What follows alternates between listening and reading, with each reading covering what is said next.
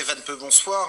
Je rappelle que vous êtes député communiste de Seine-Saint-Denis et vous étiez pendant longtemps en charge du logement à Saint-Denis lorsque vous étiez maire adjoint. Ce genre de drame, est-ce que vous craignez que cela se reproduise éternellement vu l'ampleur du phénomène du logement insalubre en Île-de-France?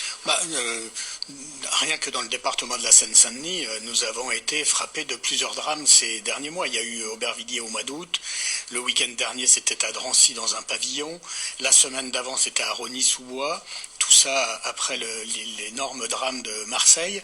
Et cette enquête publiée par Le Monde hier et qui révèle que l'insalubrité, la vétusté des immeubles est un phénomène croissant en France, dans les grandes villes, dans les grandes métropoles, mais également, mais particulièrement en Île-de-France, parce que si vous voulez, il y a un rapport entre la pénurie de logement, la crise, la difficulté à se loger, la cherté du logement et la montée de l'insalubrité, parce que vous avez, c'est le cas de cet immeuble où il y a eu l'incendie cette nuit, des gens qui sont malveillants, qui subdivisent les logements, qui les louent très cher.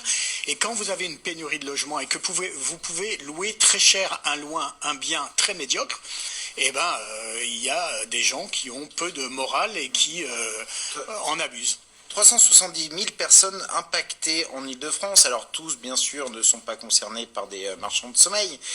Mais comment est-ce qu'on fait pour lutter contre ce phénomène du logement insalubre? Alors, l'an dernier, moi, j'avais déposé une proposition de loi qui n'avait pas été acceptée par la majorité de l'Assemblée nationale, qui visait à être beaucoup plus punitif et coercitif à l'égard des marchands de sommeil, parce que si ces gens agissent de la sorte, c'est que le droit français est relativement laxiste, trop laxiste de mon point de vue. Un arsenal juridique qui a été renforcé dernièrement avec la loi Elan. C'est d'ailleurs des amendements qu'on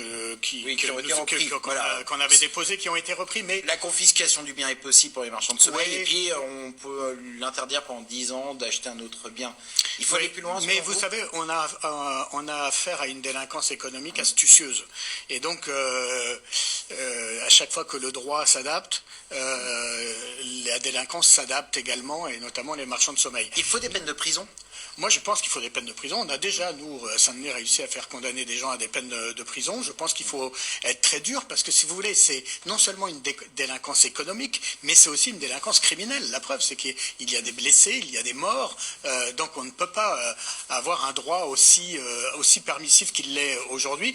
Et je vais redéposer sur le bureau de l'Assemblée, le 25 janvier, une nouvelle proposition de loi pour à la fois agir plus efficacement contre les marchands de sommeil, mais aussi agir plus efficacement contre l'insalubrité. Qu'est-ce qu'il y aura dedans? Il faut être plus simple, que personne ne se renvoie la balle. Un coup, c'est un arrêté du préfet, un coup, c'est un arrêté du maire. Il faut simplifier les procédures, les rendre plus rapides et faire en sorte que le droit de propriété dans notre pays soit un droit qui soit préservé pour les honnêtes gens, mais qui ne soit pas un droit derrière lequel puissent s'abriter les marchands de sommeil et ceux qui abusent de la misère humaine. Donc une justice plus ferme. Merci beaucoup, Stéphane Peu.